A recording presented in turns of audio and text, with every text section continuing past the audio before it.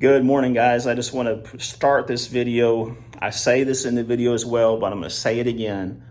I'm not a medical professional. Everything I'm about to say in this following video is just based upon my experience that I've seen and things that I ran into along the way. If you have any questions, talk to your eye doctor. That's the best person to talk to about stuff like this. Good morning, everybody. It is Monday, June 29th, 2020. If the camera falls over during this video or something like that, please forgive me in advance. My dogs are up here running around a little bit. So hope everybody's doing okay today. What I wanted to do is hopefully this will be a pretty quick video. Now, let me start this out by saying that I am not a medical professional. I'm not an eye doctor. I'm not an ophthalmologist or anything fancy like that. I am basically just a layman. Now, to my credit, back in the day, 25 some odd years ago, I did work I was an optician in training is what it was called. I worked for about 1.5 years or 2 years in an optical lab. We were like an eyeglass shop where you go in and there's an eye doctor to check your eyes and then you get glasses done in 2 hours or something along those lines. Now, what I did there is I ground lenses, fit them to frames, and I would also sit with patients sometimes and help them fit the glasses to their face, do some adjusting, stuff like that. Not to toot my own horn, but I was pretty good at it. I just had kind of a natural knack. I guess it's because I wore glasses for a lot when I was a kid, but I did have extremely bad eyes. For those of you that know prescriptions, I was extremely nearsighted. I had like a negative 12.75 in my right eye, and yes, that is 12.75. And then my left eye, I think, was around a negative 12.25 or something along those lines. Plus, I had quite a bit of astigmatism correction involved.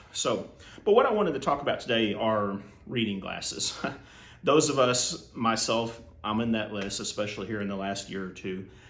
As we get older, our eyes, the best way I can describe it, or the best way that I understand it, the muscles in our eyes start to lose their elasticity. Think about a rubber band that's gotten old and it does not as poppy anymore as it used to be. And as a result, we need help reading stuff with reading glasses. So there's basically what I'm going to call 3 different types of vision correction that you can have for glasses. And what I want to do is kind of explain those 3 different types and which one I think is the best, and some tips that I used to use when I would fit patients with it back in the day on how to get used to them. So the first thing that a lot of people do, and this is okay, is they'll run to Walgreens or CVS and get the little cheater glasses. Now, these are not cheaters, but they look like these. They're just basically little glasses you can get for $15 or $20, and they have like a +1 or +1.25, +1.75. Now, there are plenty of people where their eyes are balanced, where they have the same script in both eyes. And in those cases, those glasses seem to work pretty good. My doctor that I used to work for, he would tell people the same thing. He was one of those good, honest, Southern country type doctors. And he would tell them the same thing, I can prescribe glasses to you for whatever prescription you need, but your prescription is the same in both eyes. Just go get you some cheaters and see how they work out. Now, I'm not in that group. So now I'm around, for reading glasses, I'm around a 2.75 plus in my right eye and around a 1.25 in my left eye. I also have astigmatism correction involved in my right eye. So I see better by going to my eye doctor, getting a checkup, and having them prescribe me reading glasses. Now, the first type of reading glasses, which this is not a pair, but it's hard to tell by looking at it in the camera, are what they call just single vision readers. Now, what that means is that the lenses are the same prescription across the entire lens. So when you put those glasses on, they're only for reading. And your eye doctor will set it up usually, I think it's around, it's your preference really, but generally around 14 to 18 inch range or something like that as well. They'll set that up for being able to read. So what you'll do is when you put those on, depending upon the size of font that you're trying to read, you'll bring your book or whatever you're trying to read just in or out until it comes in focus. And the good thing about those lenses are your entire lens, I know this might be a little confusing at first, is that prescription. So you can read it over here, you can read it down here, you can read it over here, etc. The whole lens is that. The next type of glasses that you have are what they call bifocals. Now, back in the day, we would call them, there's a bifocal lens by nature is a lens where the top half of the lens is for distance, for seeing stuff at a distance, and then you'll have a bottom section. Usually it starts around the bottom of your eyelid for standard flat top bifocals, which is the kind that have the little line that you see people wearing. We'll have like a little, looks like a half circle segment that is for reading. Those are what were used for years and years and years, and they work pretty good if you can get used to that line. Now, I tried it in some lenses, and personally, I never was able to get used to seeing that little blurry line, but a lot of people, it's second nature to them. They put them on, and that little blurry line is there between the division, and they like it. You know, they're like, hey, this is great, this is fine, and more power to them. The good part about those are, again, you know exactly where your reading area is, and you know exactly when you need to use that magnification, what you're trying to read, you know where to put it. You just, okay, great, I'm in my magnification, I can read. Great. And like a single vision reader, those types of bifocals, they're set up to where anytime you're in that area, as long as you're in that little magnification field, you don't have any problems. You know, you can have it move your whatever subject you're trying to look at in or out, perfect. Now, as kind of a subset from that, you also have trifocals. Trifocals are basically the same concept, but instead of a reading power and a distance power, you'll have kind of like an in-between power, which means you'll have one line for your reading, you'll have one line for in-between, and then you'll have a top line for distance. So that's basically how a normal bifocal works. Now, what I wear today, since I've having started wearing reading glasses within the last couple of years, are progressive lenses. Now, progressive lenses are a little bit different than regular bifocals. For a progressive lens, the way it works is you don't see any lines on the lens itself, and I'm sure you can't see this from the camera, but there are no lines on this. But if you hold it up to some bright light, you can actually see little marks that are embedded inside the lenses, and what those usually are manufacturer's marks, and they tell you where the what they call the seg height, where the height is of the bifocal, where that bifocal is starting. Now, on a properly fitted pair of progressive lenses, usually the magnification will start at the bottom of your iris, which is the little black dot right in the center of your eye. That's where we used to try to fit people. And the way progressive lenses work, the magnification section is shaped kind of like a mountain or a hill. It'll curve up like this, peak, and then curve back down. Now, at the bottom, at the top, it'll be more narrow, and at the bottom, it gets wider and wider and wider until you get to the bottom of your lens. And the way those work is that the magnification at the top of the mountain is not as much as the magnification at the bottom of the mountain. So what this means on a normal pair of glasses, if you remember, like I said, ones that are just a fixed prescription, when you're reading something, you reflexively move it in or out away from you until it's in focus. With a progressive lens, when you look at something, instead of moving in or out, you can do that as long as you hold your head steady. You can move it in or out on whatever magnification you're at until it's in focus. But the proper way for progressive to work is you tilt your head up or down until whatever you're looking at comes into focus. Because on a progressive lens, you have a huge variable of magnification, up or down. You know, when you're looking through something on the bottom of your lens, let's say you have some really teeny writing, you tilt your head way up like this and you look through the bottom of your lens. When you're looking at something that's, say, 5 or 6 feet away, maybe it's a little bit too close for your normal distance, but you need to see it just a little bit clearer, you can just tilt your head just very slightly up and you'll see that that thing pops in focus. Now, the one problem that a lot of people have with progressives is if they've worn the normal type of bifocals before, it's very difficult sometimes for them to get used to progressives. They put these glasses on and all they got is all this blurriness in the bottom. Oh, it's making me feel car sick, etc., stuff like that. I'll be the first to tell you, if you've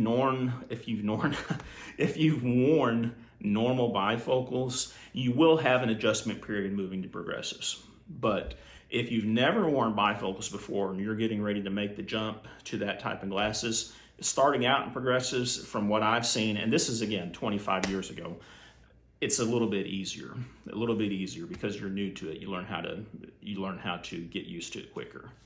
Now, the number one piece of advice I can give somebody who is wearing progressives first time or previous bifocal wearers going to progressive to get used to them is, when you're wanting to look at something, point your nose at what you're wanting to read. A lot of people, and you don't even think about it, but they'll just kind of look down here and they're like, oh, okay, yeah, or looking at a menu, they're like, okay. You have to point your nose at what you're trying to read, because if you try to look through your progressive, like say at an angle like this, you're going to get nothing but blurriness because of the fact that it starts in the middle, like I said, right on your eye and goes straight down. Now they do get wider, but it can be a lot more tricky to use it if you're not pointing that nose at it. So that's the best advice I can give someone on progressives. Let's say if I want to read the brand on this lens, the way I would do this, I would look at it, point my nose at what exactly I'm wanting to read. First step, boom, point your nose at it, tilt my head up or down until it becomes in focus. And once it's in focus, there you go. So there are different types of progressives, different brands. Some of them are better than the others. The good thing is from my understanding, and again, this is where my information is dated probably, a lot of the progressives being made today are good lenses. Back in the day, we had only a couple of good lenses that were made. A lot of them today are really good lenses. What I'm wearing today, these are Oakley frames. I have got these at Lens Crafters. This lens is they're high-end progressive. With the high-end progressive, what that means is that the mountain is still narrow at the top, but as it goes down, it gets wider than normal. So you have a broader range of that magnification area. So maybe if you're not quite pointing your nose at what you're wanting to read, you won't be quite as blurry.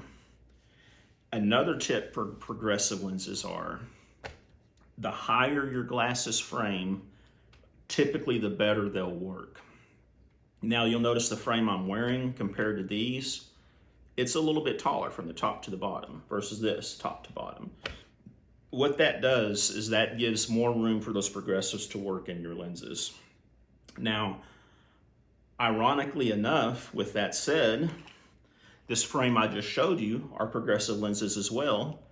And these are actually like the middle of the road progressive lens from Lens Crafters. They're not the high-end ones.